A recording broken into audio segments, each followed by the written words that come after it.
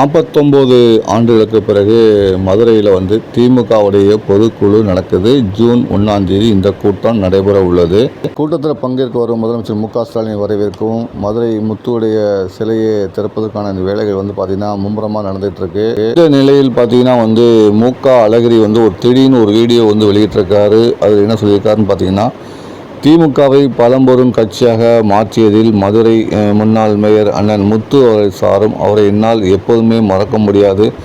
எனக்கும் அவருக்கும் அதிக தொடர்பு இல்லாமல் இருந்தாலும் அவருடைய உழைப்பு என்ன என்பது எனக்கு நன்றாகவே தெரியும். அவருடைய சிலையை என்னுடைய தம்பி மு க ஸ்டாலின் திறந்து வைப்பதில் நான் மிகுந்த மகிழ்ச்சி அடைகிறேன் என்று சொல்லியிருக்காரு. கடந்த பல ஆண்டுகளாக திமுகவில் ஒதுங்கியிருக்கும் மு க அழகிரி அவர்கள் தற்போது திடீர் வீடியோ வெளியிட்டிருப்பது அரசியல் வட்டத்தில் ஒரு பரபரப்பு ஏற்படுத்தியிருக்கே சொல்லலாம். தற்போது மதுரையில் 49 ஆண்டுகளுக்கு பிறகு நடக்கும் இந்த பொதுக்குழு கூட்டமும் மு க அழகிரியின் வீடியோவும் ஒரு மிகப்பெரிய அளவில் வைரலாகிட்டு இருக்கு.